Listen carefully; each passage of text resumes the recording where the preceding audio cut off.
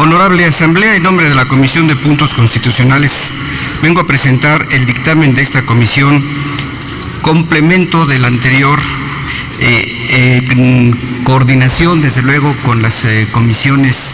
codictaminadoras de Trabajo y Previsión Social y segunda de Estudios Constitucionales, que propone modificaciones a los artículos 26, 41 y 123 de la Constitución General de la República. El propósito es de establecer la unidad de medida y actualización de nuestra economía y lograr que el salario mínimo no se utilice para cumplir funciones de unidad de cuenta o de referencia.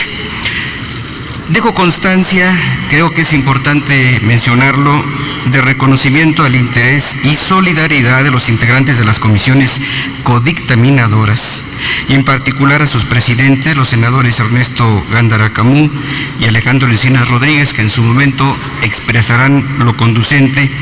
para reformar el proceso legislativo a esta minuta, habida cuenta sus antecedentes y su significado para que el salario mínimo constituya un concepto pleno de derecho social, como son la aspiración permanente de justicia social en nuestra Constitución. La materia de esta propuesta de reforma constitucional es conocida ampliamente por las distinguidas y distinguidos integrantes de esta Asamblea. Todos estamos inmersos en el propósito de impulsar avances en el propósito de ir hacia la recuperación del poder adquisitivo del salario mínimo y que éste sea, como lo dispone el artículo 123 constitucional, un ingreso con la connotación que el mismo documento fundamental establece.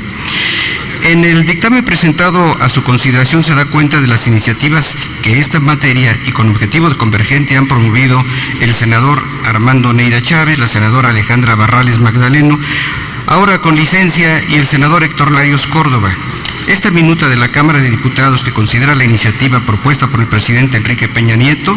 es coincidente con los propósitos que en el entorno y en el horizonte de recuperación del poder adquisitivo del salario mínimo se ha presentado en esta Cámara y en esa búsqueda y con ese afán.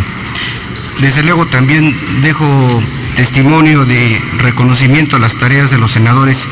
Javier Lozano Alarcón, del senador Armando Ríos Peter, de la participación del senador Larios y por supuesto del respaldo que obtuvimos de los respectivos coordinadores,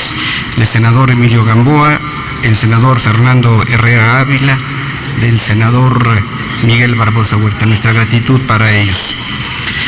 En la iniciativa del senador Larios y en el estudio que a la Comisión de Puntos Constitucionales se hizo llegar el senador Isaías González, también dirigente nacional de la CROC, pudimos constatar que en más de un centenar de leyes federales se utiliza la referencia al salario mínimo para el cálculo de multas y sanciones administrativas, sanciones penales, financiamiento de los partidos políticos y establecimiento de topes de gastos de campaña, entre otros. Entendemos que este uso del salario mínimo como unidad de cuenta está vinculado a los periodos de inflación de los años 70 y 80 del siglo pasado, que limitaron el poder adquisitivo del recurso o del dinero. Para evitar la desactualización de las obligaciones de pago derivadas de las actividades económicas y particularmente las previstas en el orden jurídico, optamos por proponer y dejar establecidos montos específicos en dinero y referirlos a un cierto número de salarios mínimos. Los montos se actualizarían conforme a la movilidad del salario mínimo. Es probable que sin percibirlo a cabalidad, como conjunto,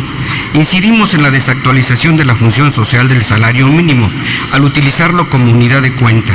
Los vinculamos al reflejo de la inflación esperada. Eso nos condujo a fijarlo en términos de referente para prevenir y eludir movimientos inflacionarios al año futuro y su fijación en el mes de diciembre de cada anualidad. Así, una función económica de uso como referencia en las leyes y para el pago de obligaciones que se actualizan a lo largo del tiempo limitó el sentido constitucional del salario mínimo. Por ello, nos permitimos poner a su consideración y, por supuesto, solicitamos su respaldo con tres objetivos muy puntuales. Primero,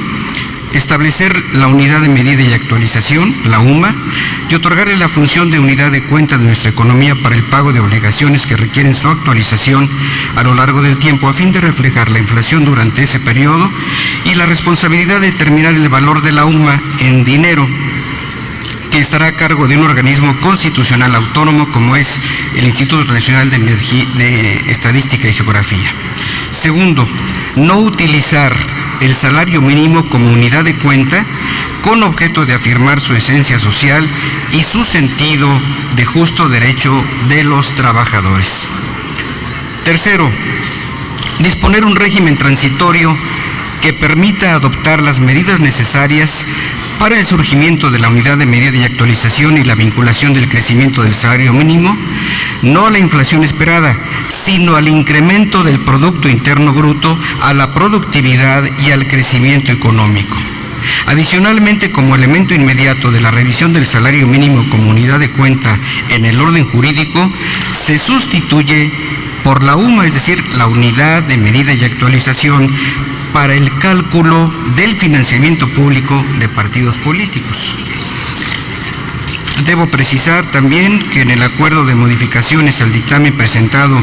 el 14 de diciembre del año pasado, se contienen dos elementos: adecuar el texto del artículo segundo transitorio a la circunstancia de que ya existe un salario mínimo diario para todo el país, y segundo, prever en el artículo quinto transitorio tanto un plazo para la expedición de la ley reglamentaria del establecimiento de la unidad de medida y actualización, como los criterios que servirán para ese propósito, hasta en tanto se emite dicho ordenamiento, de tal suerte que se abone la certidumbre desde la Constitución misma, con carácter, por supuesto, transitorio. Honorable Asamblea,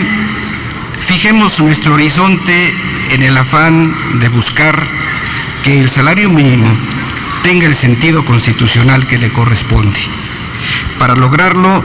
demos el paso necesario para que su uso como unidad de cuenta sea su principal freno y la inflación su medida de avance. Afirmemos el ingrediente social del salario mínimo al dar paso a la unidad de medida y actualización. Por esa vía podemos avanzar hacia la recuperación del poder adquisitivo que corresponde al salario de todo trabajador. Es un primer paso, es cierto, pero es un importante paso y yo agregaría un sólido paso. Muchas gracias. Gracias, señor presidente.